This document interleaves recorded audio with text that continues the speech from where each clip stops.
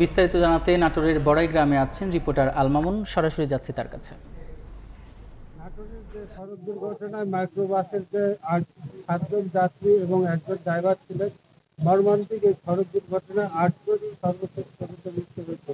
6 জন মারা গেছে রাজশাহী মেডিকেল কলেজে এবং 2 জন মারা গেছে 6 জন মারা গেছে নাটোরে এবং 2 জন মারা গেছে রাজশাহী মেডিকেল কলেজ হাসপাতালে। তবে একটি বিষয় যেটি বলতে পারি আমরা, যে সড়ক দুর্ঘটনা আমাদের পরে যে পরিবারের যারা ছিলেন তারা তারা মারা গেছে।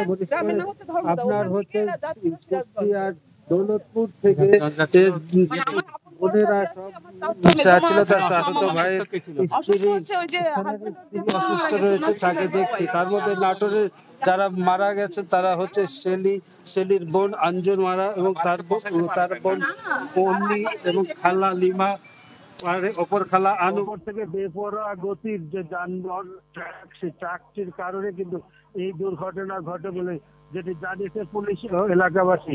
তবে একটি বিষয় যেটি আমরা বলতে পারি, এই পরিবার রয়েছে এবং এই বনপাড়া হাইওয়ে থানায় রয়েছে, তারা যেটি দাবি করতে চাইছে লাশ নিয়ে যাওয়ার জন্য, তো আবেদন প্রক্রিয়াধীন রয়েছে। তো এই ছিল আমার কাছে নাটোরের বনপাড়া হাইওয়ে থানা থেকে সড়ক দুর্ঘটনার সর্বশেষ। নাটোরের বড়াই গ্রাম থেকে যুক্ত ছিলেন সহকর্মী আল মামুন।